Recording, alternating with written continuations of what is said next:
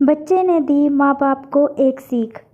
किसी गांव में एक बूढ़ा व्यक्ति अपने बेटे और बहू के साथ रहता था। परिवार सुखी संपन्न था, किसी तरह की कोई परेशानी नहीं थी। बूढ़ा बाप, जो किसी समय अच्छा खासा नौजवान था, आज बुढ़ापे से हार गया था। चलते समय लड़खड़ाता था, लाठी की ज़रूरत पड़ने लगी। चेहरा झुर्रियों से भर चुका था, बस अपना जीवन किसी तरह व्यतीत कर रहा था। घर में एक चीज़ अच्छी थी कि शाम को खाना खाते समय पूरा परिवार एक साथ टेबल पर बैठकर खाना खाता था। एक दिन ऐसे ही शाम को जब सारे लोग खाना खाने बैठे, बेटा ऑफिस से आया था। भूख ज़्यादा थी, सो जल्दी से खाना खाने बैठ गया और साथ में बहू और उसका एक बेटा भी खाने लगे। बूढ़े हाथ जैसे ही थाली उठाने को हुए, थाली हाथ से छिटक गई। थोड़ी दाल टेबल पे गिर गई।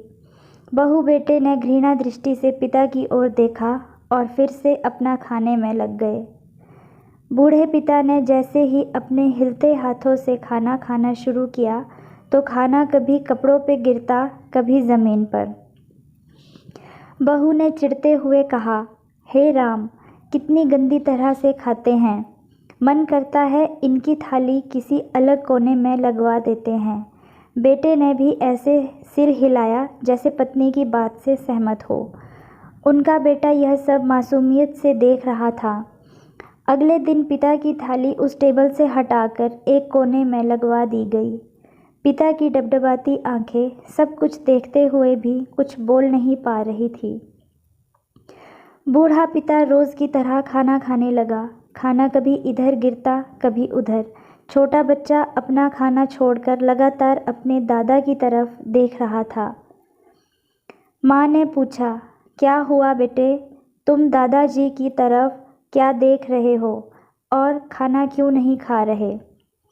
बच्चा बड़ी मासूमियत से बोला, माँ, मैं सीख रहा हूँ कि वृद्धों के साथ कैसा व्यवहार करना चाहिए।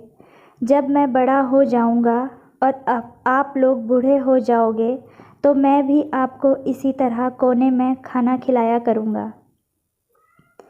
बच्चे के मुंह से ऐसा सुनते ही बेटे और बहू दोनों कांप उठे।